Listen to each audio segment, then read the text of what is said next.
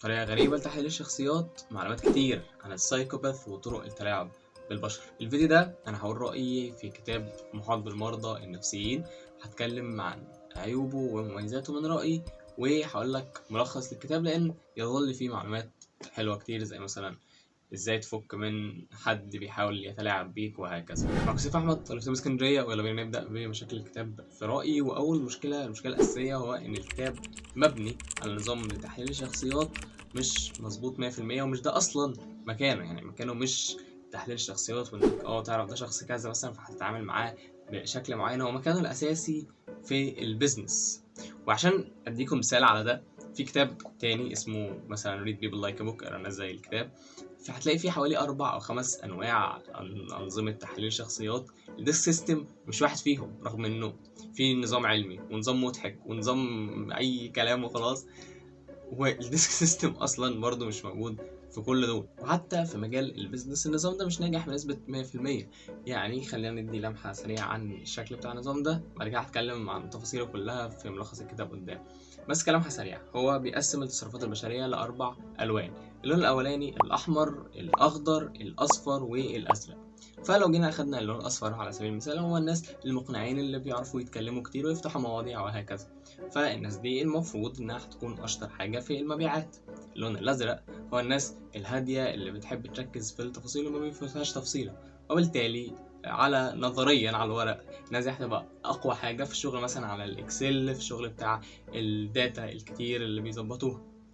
بس تخيل الشخص اللي جاي يقدم لك في الشركة ده، اللي هو شخص أزرق وده اللون الأساسي عنده في تصرفاته. هو طبعا النظرية بتقول إن ممكن يبقى شخص عنده لونين، الناس اللي عندها لون واحد دي نادرة أوي وهكذا، بس ما علينا يعني. فالمهم خلينا نتخيل إن الشخص ده الأزرق هو الحاجة السائدة عنده، وهو شاطر أوي في التفاصيل. بس هو بيحب الشغل الكرييتيف، بيحب يكتب، يصمم، أو أي شغل كرييتيف بشكل عام، حاجة فيها تجديد. فلو جيت شغلته على إكسل، هو هيكره الشغل، مش هيبقى حبه وهيبقى عايز يمشي عادة، حتى لو هو ده حاجة هتخليه شاطر قوي في الحاجة اللي هو بيعملها. وبالتالي فحتى في البيزنس النظام ده مش أقوى حاجة. مشكلتي التانية مع الكتاب هي طريقة التشخيص بتاعة السايكوباث المذكورة في الكتاب، وهي البي سي ال ريفايزد، وهي طريقة من السبعينات، مش مهم بقى التفاصيل. ولكن الطريقة دي مشكلتها إن تم انتقادها كتير، إنها طريقة مليانة صفات مش موضوعية أو صعب قوي إنها تتقاس. يعني لو اتنين دكاترة قاعدين مع بعض، ممكن حد يقرر ان ده تشخيصه سايكوباث والتاني يقول لا مش قوي، لان فيها حاجات زي ما قلت موضوعية، زي مثلا الجاذبية، الحاجة المستمرة للمتعة، مثلا انعدام الرحمة. انعدام الرحمة لو مفيش سجل اجرامي هتقدر تحدده ازاي، وهكذا. بالمناسبة دي أصلا السايكوباثي كمرض اتبدل في الجايد لاينز أو الدليل بتاع الطب النفسي الأمريكي، واتحط مكانه حاجة اسمها الأنتي سوشيال، عشان حاجتين: اولا يشيلوا الستيجما بتاعت كلمة سايكوباث لان دي حاجة بقت منتشرة في الافلام وهكذا، والحاجة التانية ان هم يحطوا طرق اكتر منطقية وتقدر تقاس فعلا ما يختلفش عليها اتنين، عشان يقدروا يحددوا في العادة اذا كان ده سايكوباث ولا لا. ممكن تفكر بطريقة يا عم ده كتاب للعامة، يعني مش لازم يبقى دقيق قوي كده ما تحبكهاش. وهي هنا مشكلتي، ان ده كتاب للعامة. الكتاب ده نزل في سنة 2020، وبيستخدم طريقة ممكن اتنين متخصصين يختلفوا في تشخيص الشخص إذا كان سايكوباث ولا لأ، وبينشرها للعامة عشان يحكموا بيها على الناس اللي حواليهم ده سايكوباث ولا لأ، أهرب ولا لأ. فحاسس إن دي مشكلة مش حاجة كويسة خالص بصراحة، بس ما علينا. وللأمانة بعيدا عن العيبين اللي فاتوا دول، أنا فعلا استمتعت بالكتاب. الكتاب مليان قصص لطيفة عن سايكوباثز أو ناس مانيبيوليترز بشكل عام، بيحبوا يتلاعبوا بالناس اللي حواليهم، بيلعبوا بقى بناس تانية، والناس التانية دي حالتهم عملت ازاي ولعبوا بيهم ازاي وحاجات شبه كده. فكان مليان قصص لطيفة. دي حاجة. الحاجة التانية، أنا فعلا حبيت الجزء بتاع طرق التلاعب بالناس وازاي تفك منهم وحاجات شبه كده. زائد ان الديسك سيستم رغم اني انتقدته كتير في الاول، انا حاسس انه ممكن تبسيط لطيف مش وحش.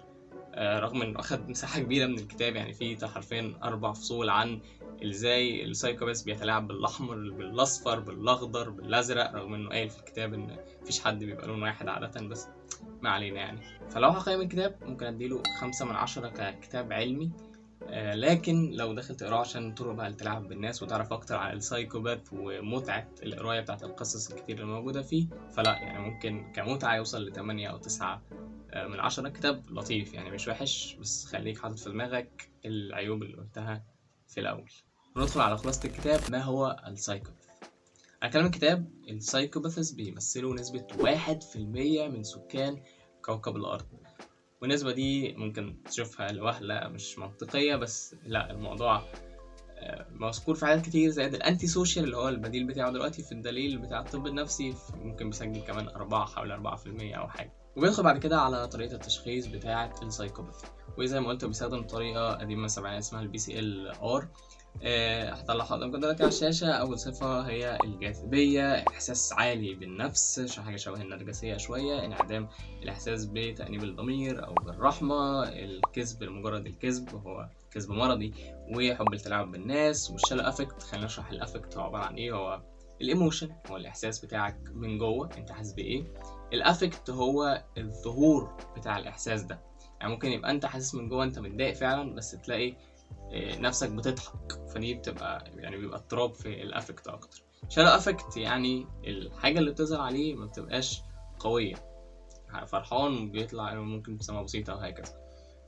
بعد كده impulsivity اللي هو الاندفاع، لما بتفكر في حاجه بتعملها على طول، ما بتحكمش في السلوك بتاعه، بيحتاج دايما متعة، غير مسؤول، مشاكل سلوكية من سن مبكرة، سلوك معادي للمجتمع كشخص كبير، يعني عادة ما بيمشيش على قوانين وهكذا. الحياة طفيلية، يعني لما بيحب بيعوز حاجة أو كده بيعتمد على الناس التانية إن هم اللي يعملوها له، فهو عايش كأنه طفيلي أو عايلة على الناس دي. بيدخل في علاقات كتير، ما عندوش أهداف واضحة طويلة المدى حقيقية، في فشل في إنه يقبل المسؤولية على أفعاله الخاصة بيه، وطبعا في مشاكل من هو سن الشباب مع القوانين وهكذا. وطبعا بقية الحاجات ليها علاقة برضه بالجرايم، تعدد الجرايم وهكذا. وكل صفة بتاخد 0 لو مش موجودة، أو 1 لو موجودة أحيانا، أو 2 لو موجودة دايما بشكل مستمر. والمفروض تاخد حذرك من الشخص لو مجموعه ما بين 15 ل20 نقطة. بس تاني زي ما قلت الطريقة دي قديمة أوي من السبعينات، مش أحسن حاجة. حتى الناس المتخصصين بيختلفوا في تشخيص الشخص ده إذا كان سايكوباث ولا لأ. فما انصحش إنك يعني تستخدمها بحذافيرها، بس عشان يبقى عندك فكرة عن الصفات اللي المفروض بتشكل السايكوباث. وبيأكد على فكرة إن هما مش كلهم مجرمين، لأ، في عادي ناس عادية عايشين وسطنا. الفكرة من النقطة دي إن في صفة اسمها الامبulsivity أو الاندفاع. الاندفاع ده هو إنك كبشري عادي لما بتجيلك فكرة في دماغك، مثلا السواق ده أنا مش طايقه هشتمه، بس أنت عادة بتمسك نفسك ما بتشتمش الشخص اللي قدامك ده. لكن الشخص اللي عنده impulsivity عالية، لا، هو جات في دماغه إنه هيشتم حد هيشتمه، جات في دماغه يقتل حد هيقتله. فهي دي الفكرة من الاندفاع. عشان كده عادة المجرمين بيكون عندهم impulsivity عالية، مش كل الناس عندها الصفة بتاعت الامبulsivity العالية دي. ثم بيتكلم الكاتب بعد كده عن الديسك سيستم. هو زي ما قلت بيقسم الناس ل4 ألوان، ولكن نادر قوي ان شخص يكون عنده لون واحد. عادة الناس بيكون متحكم في تصرفاتها لونين، وساعات 3 ألوان على حسب النظرية دي يعني. أول حاجة الدي دوميننس، الهيمنة أو السيطرة، وده اللون الأحمر. والصفات بتاعته إنه حازم، موجه نحو الهدف بتاعه، بياخد القرارات بسرعة، ومنفتح أو اكستروفيرت، وقائد كويس. والعيوب إنه عادة عدواني وبيفوتوا التفاصيل. تاني لون في الديسك هو الآي، الانفلونس أو التأثير، هو اللون الأصفر. الصفات بتاعته إنه اجتماعي، متفائل ومقنع، وبيحب جدا التعامل مع الناس، وبالتالي بيكون عنده علاقات عادة قوية، وبيقدر يأثر على الناس بشكل كويس. ولكن بيواجهوا مشاكل في المهام التفصيلية، وإنهم ساعات بيكونوا متفائلين زيادة عن اللزوم. وكمان زي ما قلت الناس دي المفروض إنها بتتكلم كتير، بتحكي عن مغامراتها الحياتية كتير، فخلي بالك إن ساعات كتير بتكون التفاصيل ملعوب فيها شوية، فما تعتمدش على التفاصيل دي. وده المفروض إنه مش عشان الشخص ده بيحب الكذب أو حاجة، هو بس يعني بيحط التحابيش على القصة يعني. 3 الاس steadiness أو الثبات، وده اللون الأخضر. الصفات صبور، يعتمد عليه، ومتعاون، وكأنهم الغراء اللي مجمع الفريق كله مع بعضه، لأنهم بيحافظوا على التناغم بتاع الفريق وبيدعموا الناس التانية، زائد إنهم انطوائيين عادة. نقاط الضعف هو إنهم بيقاوموا التغيير، بيتعودوا على وضعهم بزيادة، وبيكرهوا المواجهة بشكل عام. وسي هو الكونشسنس، يا رب أكون نطقتها صح، أو الضمير الحي، وهو اللون الأزرق. صفات تحليلي منهجي موجه نحو التفاصيل، بيقدروا الدقة والنظام والتفاصيل الصغيرة، وبرضه انطوائيين، وبالتالي جامدين في الاهتمام الكبير بالتفاصيل. أما نقاط الضعف ممكن يكون منتقد أكتر من اللازم، وممكن تواجهه مشاكل في التفاوض. حابب أفكركم إن دي مش طريقة يعتمد عليها 100%، بس فيها بعض المعلومات اللطيفة اللي ممكن تستخدمها، زي مثلا لما تلاقي حد بيتكلم كتير وبالتالي ده واضح إنه سلوك أصفر مثلا، فيعني أعرف إن المغامرات اللي بيحكيها دي ما تعتمدش على التفاصيل اللي فيها في إنك تبني توقعات أو حقائق أو أي حاجة خالص. الحاجة التانية، لما تلاقي حد عصبي مثلا وبيحب يمشي الدنيا على مزاجه وهكذا، ما تقرفوش بتفاصيل، ادخل معاه على طول في الموضوع دغري. بس كده. ولكن زي ما قلت كده كده في استثناءات، لأن حتى الكتاب نفسه بيقول لك إن النظام ده في ناس بتبقى لونين مع بعض، في ناس بتبقى 3 ألوان بتحكم في التصرفات بتاعتها بشكل عام، والناس اللي بتبقى لون واحد دي نادرة. فبس هو بيتكلم عن طرق التعامل الأفضل مع الأنواع المختلفة من التصرفات البشرية، الألوان يعني. زي مثلا الأحمر العصبي، أهم حاجة إنك متاخدش سلوكه العصبي ده بشكل شخصي، لأن هو مش معاك كده بس، هو مع كله. ما تضيعش وقته في التفاصيل، ادخل في الموضوع على طول، وخليك دايما مستعد، لأنهم بيحبوا التحدي، ولو حسوا إنك مش متأكد هيهروك أسئلة. الأصفر المؤثر، ابتسم وابني معاه علاقة كويسة، وتكلموا في موضوعات لطيفة خفيفة زي مثلا الطقس، لعبة معينة وهكذا. ولكن أهم حاجة تخلي بالك منها، ما تنتقدوش في العلن عشان ما تجرحش الهاي ايجو بتاعه. أما الأخضر أو الشخصيات اللي ما تحبش التغيير، لو عندك فكرة هتعمل تغيير كبير، اعرضها واحدة واحدة، لأن هو بالفعل راضي عن وضعه الحالي، وأكد له إنك مهتم برأيه، وبإنك تسأله بشكل مباشر أنت إيه رأيك. واخر حاجه الازرق، مجنون التفاصيل، استخدم معاه الحقائق والتفاصيل وما تخرجش عن الموضوع. واهم حاجه خليك متاكد من المعلومات اللي انت بتقولها، لان مين قال انه مش هيدور وراك بعد ما تخلصوا الكلام ده. ولما تقول فكره جامده ما تتوقعش برضه حماس ويا نهار ابيض ايه الجمال ده وهكذا، لا يعني هو عنده شالو افكت هو تقريبا هو كمان بيتكلم بعد كده ان التلاعب بالناس واقناعهم موجود في كل مكان، مش مقتصر بس على السايكوباتيين والمرضى النفسيين، ومش كل انواع وحشه، زي مثلا انك تحاول انك تقنع صاحبك انكم تخرجوا مع بعض. وبيقول ان دوافع الناس ممكن تلخص في 6 انواع. اول حاجه الدافع النظري، هو الدافع لمعرفه اكتر وفهم السياق بشكل عام. الدافع التطبيقي الاقتصادي هو الفلوس والبزنس. الدافع الجمالي هو التصميم والتناغم والتنظيم، وان الحاجه يبقى شكلها حلو. والدافع الاجتماعي هو الدافع لمساعده الناس التانية بشكل عام. رقم 5 الدافع الفردي، الدافع للقوة والسلطة والنفوذ. وآخر حاجة هو الدافع التقاليدي، هو الدافع للانتماء لكيان أيا كان، سواء وطنك أو منظمة بشكل عام ليها مبادئ وقوانين وتاريخ وهكذا، وإن أنت تبقى عايز تحمي المبادئ والتقاليد دي. والمفروض على حسب النظرية دي إن كل بني آدم عنده قوتين دفع أساسيتين في حياته بيزق معظم تصرفاته. لو قادرين تريليتوا الموضوع ده اكتبوا كومنت بإيه القوتين بتوعكم. رأيي الشخصي هو إن الموضوع أكتر بيختلف حسب الظروف، حسب المرحلة الحياتية وهكذا، بس ممكن لو هختار حاليا فالدافع الاقتصادي والاجتماعي. ثم بيتكلم على أنواع تلاعب البشر العاديين المختلفة وإزاي تتعامل معاه. نبدأ أول حاجة باللون الأحمر أو الناس العصبية. والموضوع هنا ببساطة إنه هيتحداك بين رأيه الصح وممكن يتعصب عليك. فالتعامل الصحيح بكل بساطة إنك تثبت على موقفك، لأ يعني لأ. ولو الموضوع فيه نقاش أكتر، فممكن بقى تبدأ تطلب تفاصيل، ما تقبلش إنك تسمع عليه نوبات العصبية دي تسيب وتمشي لحد ما يهدى. وطبعا عادة الناس دي بتبقى بتحب التحدي ومبتحبش تخسر وهكذا، فلو خلاص انت لازم تمشي رأيك، ممكن لو حابب يعني ما تزعلش الشخص تقدم تنازل ما في حتة تانية مثلا. أما اللون الأصفر أو الناس اللي بتحب تتكلم كتير، هيبدأ يمدحك ويرسم صور جميلة في دماغك عشان يبدأ يقنعك. مش هيقولك حقيقي قوي أو هيقولك تفاصيل كتير، هو هيبدأ يرسم يقولك تخيل بقى لو مش عارف عملت بيه ايه وهكذا. فالتعامل الصحيح انك تطلب تفاصيل، تطلب حقيقة صلبة، ما تنجرفش ورا الصور اللي عمال يرسمها لك وشوية المديح اللي عمال يقوله ده خلاص. وفي سيناريو لطيف كان حاطه في الكتاب، واحدة متجوزة واحد أصفر، المفروض متفائل بقى بزيادة، عنده أفكار كتير جامدة ولكن مفيش أي فكرة بيكملها لحد الآخر. فالمفروض التعامل الصحيح بتاع ده هو إن تماشي التفاؤل بتاعه ده، اللي هو الله دي فكرة جميلة وهكذا، وممكن تبدأ تفكروا مثلا بالحاجات التانية القديمة، الأفكار الحلوة التانية اللي ما كملتش، وطب مش نكمل ده الأول بعد كده ندخل على ده وهكذا.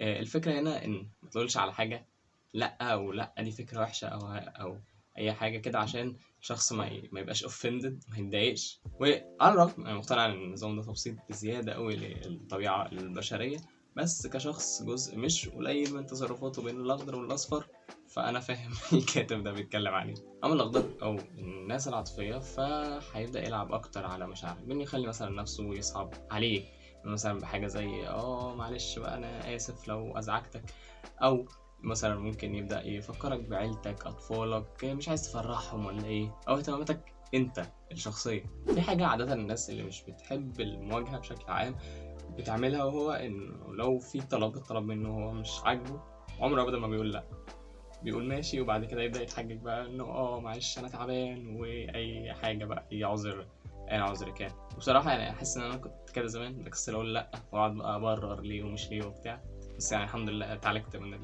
المشكلة دي. المهم التعامل مع المشكلة دي، لو ده صاحبك مثلا، فيا إما هتبدأ لو قالك ماشي على حاجة معينة فتبدأ لحد ما توصلوا ليوم الحاجة دي تفضل تقول له قد إيه الموضوع هيبقى جميل وهكذا. او الطريقه التانية انك تواجهه بالمشكله الفعليه، اللي هو انت كل مره تقول لي ايوه وما تجيش تتحجج بكذا وكذا وكذا وبس كده. الازرق او الناس المنطقيين اللي بيحبوا التفاصيل قوي، فهيهريك حقايق وارقام وكل حاجه انت نفسك فيها، ومش هيسيبك لحد ما تقول يا يا لا شكرا. لكن تقول له طب استنى هفكر وهكذا، هيكلمك تاني ويفضل يكلمك تاني. فلازم تدي إجابة عشان تخلص لو ده شخص مبيعات مثلا. لكن لو ده حد قريب منك فالأفضل إنك يا إما تناقشه بالمنطق برضه، يا إما الكاتب بيقترح هنا حل مضاد، وهو إنك تستخدم المشاعر. يعني مثلا أنت تتعصب فجأة أو تعيط فجأة، فتخليه مش عارف يتعامل إزاي مع الموقف ده. أنا شخصيا مجربش أتعامل بالطريقة دي مع حد من النوعية دي، بس حاسس إن طبيعي إحنا بنقابل كل يوم ناس بتتعصب فجأة وناس بتعيط فجأة وهكذا، فمش عارف فكرة إن هو ما يتفاجئ فجأة وما يبقاش عارف يرد على اللي بيحصل، ممكن مش عارف بصراحة. بعد كده قبل ما بيدخل في أنواع التلاعب بالناس بيبدأ يتكلم عن الفرق بين أنواع الشخصيات المختلفة في الديسك سيستم والسايكوباث الحقيقي. الأحمر على سبيل المثال هو أكيد أكتر لون الناس بتفكر إن ده سايكوباث، لأن بيبقى عصبي قوي، ممكن يبان مش مهتم خالص للناس اللي حواليه وهكذا، ولكن المفروض يعني إن هو بيكون في درجة معينة من الاهتمام. لو قلت له إن أنت متضايق من تصرف معين لا هيتفهم وهكذا، لكن السايكوباث مش فارقة مع حاجة. النقطة التانية اللي بيقولها الكاتب هي الديليجيشن، أو إنك تنقل الشغل من عليك للناس اللي معاك في الفريق. الأحمر عنده مشكلة المفروض يعني في إنه يدي الشغل بتاع الناس تانية، هو لازم بيعمل كل حاجة بنفسه. السايكوباث ما بيعملش حاجة بنفسه بيدي كل حاجة للناس التانية. مش عارف بصراحة، نقطة الديليجيشن دي حاسس إن دي حاجة بتيجي أكتر بالخبرة. يعني أنا كان فعلا عندي مشكلة في فكرة إن أنا أوزع شغل أو حاجة، بس يعني مع الوقت تبدأ تعرف أكتر إيه الحاجات اللي توزعها والحاجات اللي لأ وهكذا. ف يعني مش عارف، نقطة إن في ناس المفروض عندها خبرة كليدرشيب وهكذا وتفضل تعاني كل ده بسبب في الديليجيشن. أما الأصفر فزي ما قلنا هو بيحكي عن مغامراته الكتير، بيقعد يلعب في تفاصيل كتير، فهو يعتبر كذب ما، بس هي الفكرة إن الغرض منه غرض ترفيهي شوية، إنه بيتعامل مع الناس اللي موجودة على إنها الجمهور بتاعه. المفروض السايكوباث بيبقى الكذب بتاعه باثولوجيكال أو مرضي، وبيكذب من أجل الكذب مش لأجل أي حاجة تانية. هو بيحب يكذب، مبيحبش يقول حاجة حقيقية، حتى لما هتواجهه هيكمل كذب عادي، هيكذب بقى كذبة تانية يقول لك ده السبب مش عارف كذا، أو يستعمل طريقة معينة أيا يكن يعني الحاجة دي. اما الاصفر فهتحس انه اللي هو بلم كده، اللي هو ايه ده انت بتقول ايه وهكذا، كانك جرحت الايجو بتاعه مثلا. اما اللون الاخضر فممكن يقول كلام ويبقى قصده بيه كلام تاني، زي ما قلنا مثلا المثال بتاع اللي هو طيب ماشي حاضر هخرج معاك، وفي الاخر يجي يقول لك انا تعبان ومش عارف ايه، ويتكرر كذا مره. الفرق ان ولا اللي حواليه بيقولوا عليه انه بيتلاعب بالناس او مدركين اصلا ان ده تلاعب، ولا هو نفسه مدرك ان ده تلاعب. زائد ان عنده ضمير بيأنبه، لو حصلت مشكله بسبب اللي عمله ده فضميره اكيد هيأنبه. المفروض ان السايكوباث لا، مش فارقه معاه اصلا. اما اللاذع ممكن يبان مش مهتم بالعلاقات البشريه، او عنده الشالو افكت اللي قلنا عليها، اللي هو بيبان بارد او ما بيحسش قوي يعني. ولكن المفروض انه في الحقيقه الفرق ان هو بيهتم لدايرته القريبه منه. سايكوباث زي ما قلنا ما بيفرقش مع حد. بيبدا يدخل بقى على طرق التلاعب بالبشر، الجزء المفضل من الكتاب. بس بيبدا الاول بانه بيتكلم على ازاي السايكوباث بيستغل كل لون على حده. انا زي ما قلت يعني مش شايف ان في حد لونه بيور زي ما هو كاتب نفسه قال الموضوع نادر جدا والموضوع تبسيط بزياده. فكان يكفيني انك تعرف بس ازاي تتعامل مع انواع الناس المختلفه، الناس العصبيه، الناس اللي بتحب التفاصيل وهكذا. شايف ان دي معلومات لطيفه. بس ازاي بقى هو بيتلاعب بكل اللون؟ خلينا ندخل على طول في طرق التلاعب بشكل عام. وقبل ما ندخل في الحته بتاعت طرق التلاعب خليني ادي نصيحه مهمه جدا. ما اسمعش لكلام الناس المتخلفه اللي بتقعد تقول لك خليك سيجما ميل وتلاعب بكل اللي حواليك كقطع الشطرنج. لان الطرق دي ممكن تكون فعلا هتحقق مثلا حاجه معينه انت في دماغك من الشخص اللي قدامك، ولكن فعلا مؤذيه جدا للطرف التاني. فلو اللي انت بتتكلم معاه صاحبك، حد انت بتحبه، الطرق دي فعلا مدمرة للعلاقة دي على المدى الطويل. فتاني تاني تاني ما تلعبش بحد. فعلا ما تلعبش بحد. لو لقيت نفسك بتستعمل حاجة من الطرق دي عادي، انا كنت بستعمل silent treatment للأسف زمان. ف يعني وقف بس، يعني مش كمان تسمع الحاجات دي عشان تعملها. الهدف من الجزء ده هو التوعية، ازاي تتعامل مع الطرق الغريبة دي وازاي تقدر تشوف هل الطريقة دي فعلا بتعمل فيك ولا لأ. مش الهدف منها ان انت تاخد الطريقة دي وتستعملها. بما اني وضحت كل حاجة يلا بينا نبدأ. أول نوع ال arbitrary positive reinforcement أو التعزيز الإيجابي الكيفي أو العشوائي. الفكرة منه هو إن الشخص بيمدح أو بيدي جايزة معينة، ولكن الجايزة دي بتكون في وقت عشوائي. ساعات بتيجي كتير وساعات تانية بتقف فجأة بدون ما يبقى الشخص التاني عارف سبب محدد. الموضوع ده لما بيتعمل على الفئران، الفار لما بيجي يعمل مهمة معينة وياخد بعد المهمة دي جايزة، بيبقى دايما مستني بعد ما يعمل المهمة دي الجايزة بتاعته. لو عمل المهمة وملقاش الجايزة هتلاقيه اتضايق واتعصب وهكذا. ولكن لو الجايزة دي بقت بتنزل عشوائي في خلال ما هو بيعمل المهمة دي، مرة تنزل 2 3، مرة تقف خالص، هتلاقيه عمال يلف مثلا في العجلة من غير ما يقف خالص. وهي دي المشكلة، ان احنا برضو كائنات عاطفية وبنتعود على الجايزة دي. وممكن كمان الناس اللي عندها ثقة قليلة بنفسها بتبدأ تفكر طب هو أكيد العيب فيا، أكيد أنا اللي قصرت في حاجة عشان كده هو وقف فجأة. مش بصلها من ناحية إن لأ، الشخص هو بيلعب بيهم كل شوية عشان يفضل يخليهم عمالين يلفوا في دايرة إن هما بيحاولوا يرضوه خلاص. ثم الطريقة التانية اللي فيها شبه كبير قوي من الطريقة اللي فاتت اسمها اللاف بومينج أو قصف الحب. الفكرة هنا بتكون عادة في العلاقات القريبة، والشخص يبدأ بكلام حلو كتير أنت مثلا عمرك ما سمعته في حياتك كل فترة كبيرة. فيبدأ الشخص يبقى متعود على الكلام ده، والكلام ده هو الحاجة اللي نقدر نقول ايه بتبوست الإيجو بتاعه، تعلي من ثقته بنفسه وهكذا. وفجأة الكلام ده كله بيقف بح. بعد كده ممكن يرجع تاني، ولكن تاني هي الفكرة هنا انه بيحط الشخص في رولر كوستر كده، حاجة عاملة زي المرجحة. شوية كلام حلو كتير، شوية تانية لا خلاص ما فيش، انت عملت حاجة ضايقتني. فيبقى الشخص بيحس انه بقى معتمد قوي على الشخص التاني، ومعتمد قوي على الكلام ده. والحل هنا من وجهة نظر الكاتب هو بيقول مبدئيا كوت لطيفة أو اسمها if something sounds too good to be true then it usually is. وفي حاجة بانت انها حلوة بزيادة قوي فهي عادة حلوة فعلا بزيادة قوي، ودي مش الحقيقة. والمهم تراجع انت ليه بتثق في الشخص ده اصلا. هل تقدر تتوقع افعاله؟ يعني هل لو عمل حاجة معينة هيبقى رد فعله معين، ولا ردود افعاله عشوائية جدا؟ عشان ردود افعاله عشوائية جدا يبقى عادة هو بيلعب بيك. هل تقدر تعتمد على الشخص ده، ولا الشخص ده هو فعلا الشخص اللي انت حابب تقضي معاه حياتك؟ يعني بشكل عام الشخص مناسب فعلا. فالمهم انك تبقى حاطط كل ده في دماغك في حاجة زي اللاف بومينج على سبيل المثال.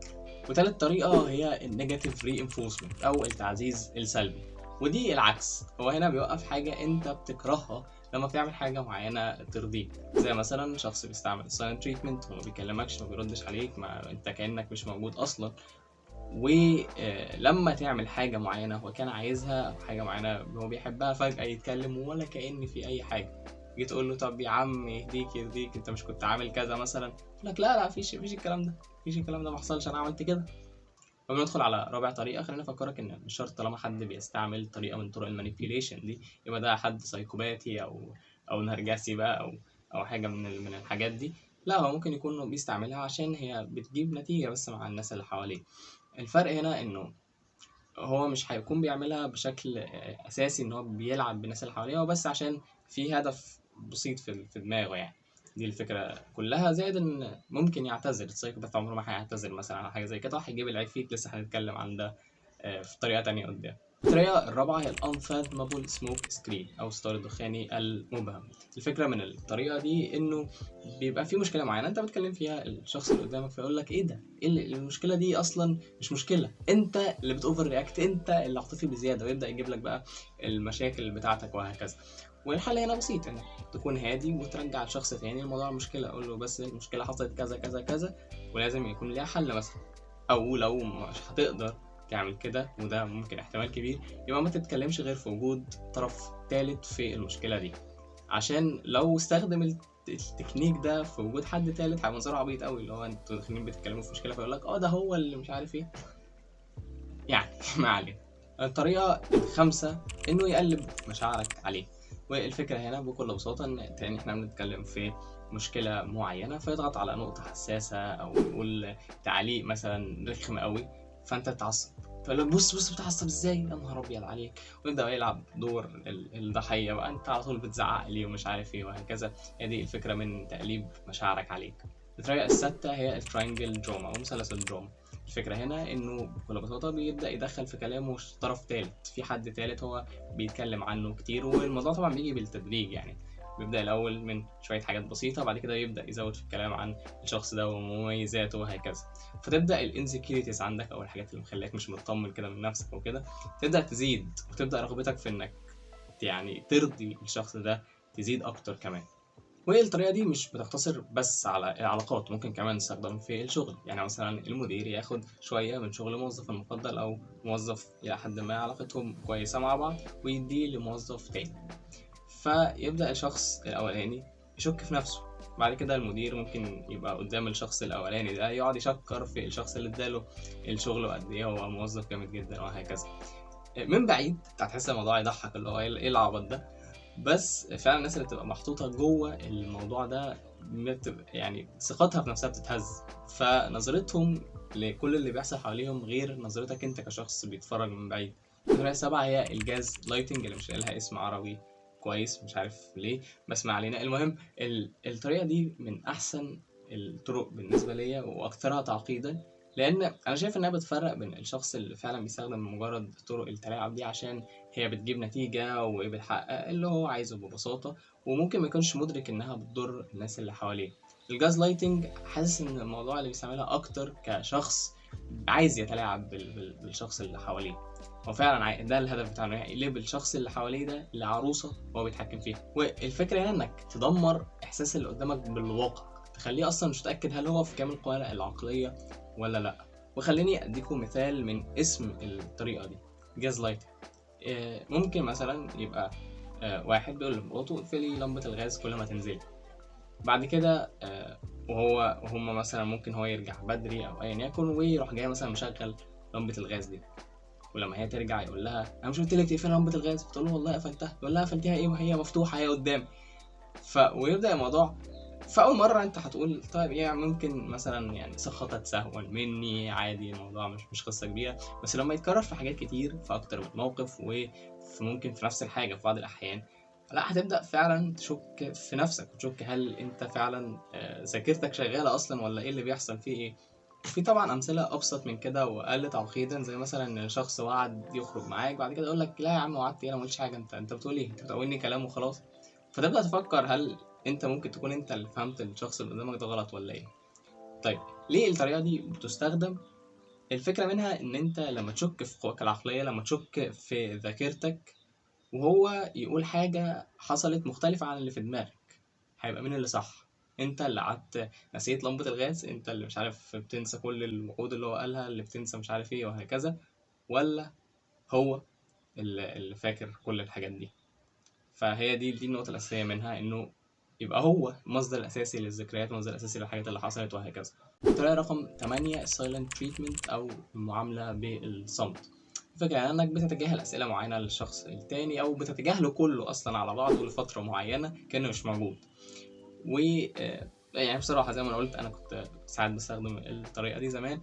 ليه؟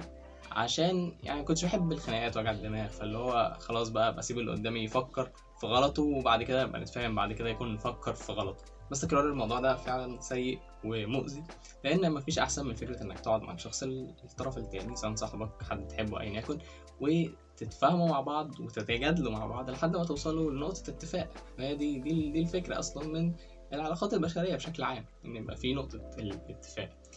فلو الطريقه دي بتتعمل فيك بقى، واجه الشخص اللي قدامك وقول له لا، ده مش صح وانا مش قابل ده.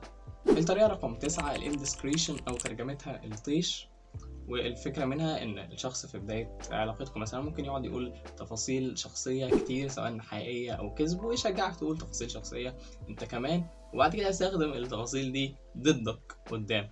كده خلصنا طرق التلاعب المعقدة، نبدأ ندخل بقى على طرق التلاعب العادي بتستخدم كل يوم وكل حد يستعملها تقريبا، زي مثلا العصبية، الكذب، إنه يفتنك بكلام عمرك ما سمعته في حياتك، أو إنه يخلق مثلا إحساس بالذنب عندك، يعمل نفسه ناسي حاجات عن عمد، يلعب دور الضحية، أو كلمات فارغة زي مثلا بحبك، عشان يهدي الشخص اللي قدامه دلوقتي، لكن هو ما يقصدش المعنى يعني من الكلام ده، مجرد بيقول مدح عشان يهدي الشخص اللي قدامه. او انه يخبي الذم في المدح، زي في مثال مريب جدا في الكتاب بيقول تعرف انك تقدري تكسبي فلوس كتير جدا كعاهرة.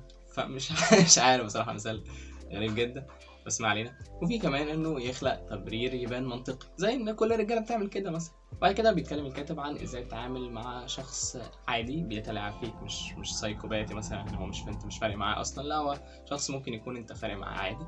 تتعامل معاه ازاي؟ وقدامك اختيار من الاختيارين، يا اما تهرب على طول، يا اما تقاوم اللي بيحصل ده. والمقاومة بالنسبة للكاتب هو بيقسمها في حوالي 6 خطوات. أول خطوة هو إنك تكسر النمط. عادة الهدف الأساسي من الهجوم المباشر، زي مثلا إنه يتعصب عليك أو كده، هو إن تدي ردة فعل معينة، عياط مثلا وهكذا، أو إنه يسأل سؤال بطريقة معينة، أو مثلا يلعب دور الضحية بشكل معين عشان تقول له ماشي خلاص، أو تقول له لأ فيلعب لعبة تانية. فهنا بيقول لك الكاتب انك لا، ما تديش الرد الفعل اللي انت متعود عليه، اتحجج باي حاجه تفصلك عن الموقف، زي مثلا ايه ده، يا نهار ابيض، ده الموبايل عايز يتشحن، ايه ده طب بص شويه كده هفكر وهقول لك. هتفكر في ايه يا عم؟ لا هفكر بس، ماشي معلش الموضوع محتاج تفاصيل، عندي مشاكل كتير مثلا، هفكر واقول لك. فهي الفكره انك تكسر نمط، تخرج بره الموقف، وتبدا بقى تفكر كويس في الموضوع. والخطوة التانية انك تخليك اسطوانة مشروخة، لانه كده كده هيرجع لك يقول لك بتفكر في ايه يا عم، يلا ومش عارف ايه، معلش انا مستعجل وبتاع، يلا بينا وبتاع. فتبدأ تعيد الكلام اللي انت قلته، لا ثواني انا بفكر في الموضوع، عندي مشاكل ومش عارف ايه، تعيد نفس العذر مثلا بالظبط، او تقول عذر تاني له علاقة بالتفكير ان في مشاغل كتير او هكذا يعني.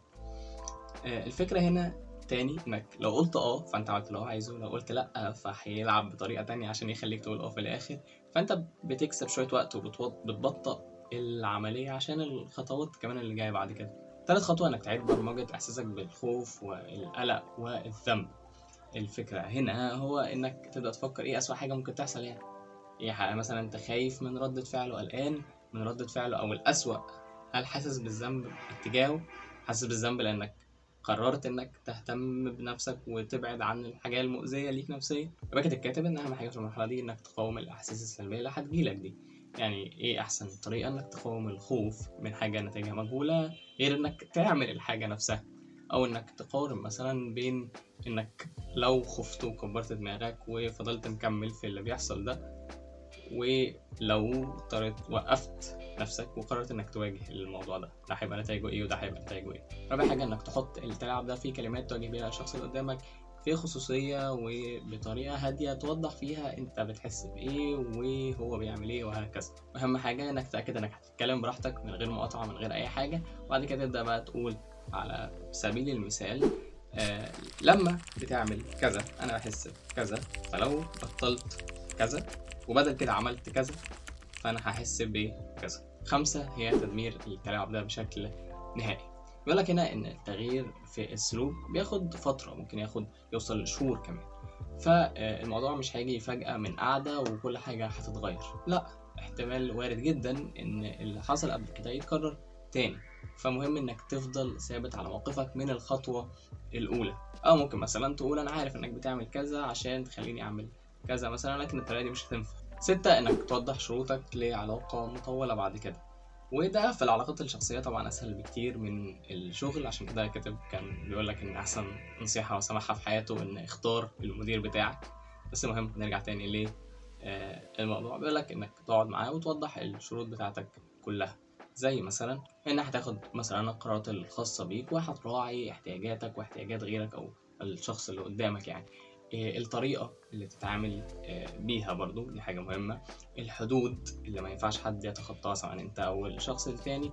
واهم حاجة حابب اكد على نقطة، الموضوع ده بيتعامل بدون تهديدات، يعني مثلا مش لو كسرت كذا انا هعمل كذا، لا، بكل هدوء بنوضح الحدود بتاعتنا وخلاص يعني. وطبعا ان عندك احتياجات ومبادئ واراء، ولو الشخص التاني يختلف معاها مش شرط يكون 100% هو صح يعني، او مش شرط، مش معنى ان هو مختلف معاها ان انت غلط 100%.